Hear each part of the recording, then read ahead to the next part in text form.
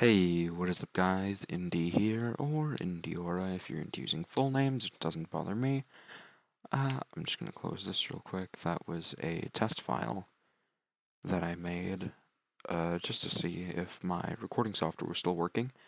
Anyway, today I am going to be talking to you guys about if-else statements, Booleans, which are okay, so basically, if-else statements are if certain condition is true, then perform this task, and if it isn't, then perform a different task. And then Booleans are your true and false, so they go hand in hand. We're just going to open our Visual Studio right here. I'm going to create a new project. Wait for it to load up. And then we have our console app.NET framework.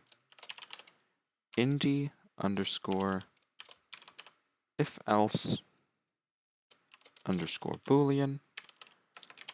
Always remember to never have special characters in your file names. We are going to go to my desktop, YouTube programs, Visual Basic Console, Visual Basic Tutorial, select a folder, and create our solution.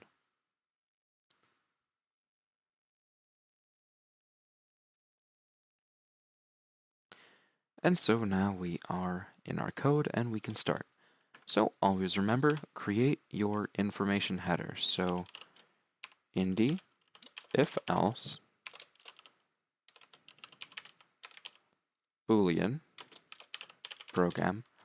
Don't forget to substitute your own name in the header and your own name in the solution's name. And so now we will do written, Visual Basic, written by Indy or Indiora. And here we have written the 17th of May, 2021. Mark this program utilizes if else functions and sorry, my typing's not exactly the best today. And booleans to produce output. There we go. And now start here. We will have dim bool1, so we're don't forget your commentary. Dim bool1 as boolean equals true for now. And here we'll have if bool1 equals true, then that brings up an end if. So if bool1 equals true, we're going to not print, sorry. We are going to write line bool1 equals true.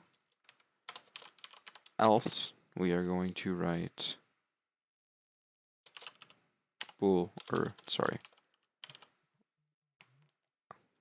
write line bool1 equals false. So now that we have that out of the way, we can hit save and start the program just to see what happens here. Going to allow.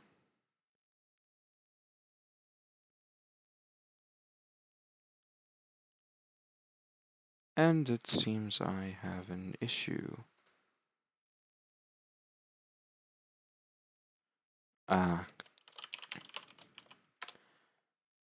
That's right, I forgot my console. Oh well. No big deal. You can just hit start.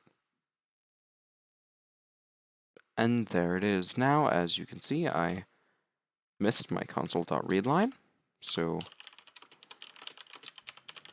break from the program to show information to the viewer. And here we have console.readline. Now we can save it and start debugging our program. So as you can see, bool1 equals true, because right here it's if bool1 equals true, then console.writeLine bool1 equals true. So we can close that program, and we're going to switch it to false, let's say. Sorry about that. So now that it's false, bool1 is not equal to true, and we'll see what happens. Bool1 equals false. So, as you can see, if it's not true, then it goes to else. So that is explaining how if this isn't what it should be, then there's a backup. Not really a backup. It's just something that happens if this isn't correct. Now, if we have dim number 1 as byte, I'm going to set that to 5, right? So, if bool1 equals true and number 1 equals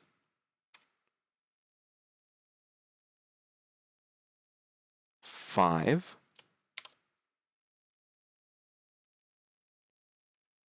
then we have bool1 equals true, number 1 equals 5. And then here, instead of going with our else, we're going to go with ElseIf. Now, ElseIf is another possibility that can go into your IfElse function, and that will, so if you set a parameter, then, and those parameters are filled instead of all of the others, that's the one that's going to be going with. That's what it's going to be going with. So we're going to go bool1 equals false, and number 1 equals 5. Then, and here we just have console.writeLine, and here we can take part of our code there, get rid of that, do that. So here we have bool1 equals false and number equals 5, and then we have this. So instead of having that, we're just going to have else. So we're going to hit save, start the program. As you can see,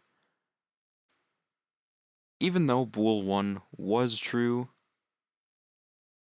in here, but it wasn't true in our variable declaration, it would go here. So we have if bool1 equals true, which it's not, and number 1 equals 5, then we write bool1 equals true and number 1 equals 5. Now we only met half of the requirements there, so it goes on to ElseIf. Since we met both of the requirements there, it wrote bool1 equals false and number 1 equals 5. Now, say we set number 1 to 4. We should just get else because it's not fulfilling the requirements of anything else. And then we're also going to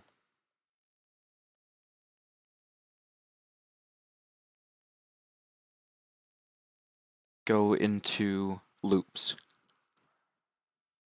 Actually, you know what? No, we'll leave loops for next video, yeah.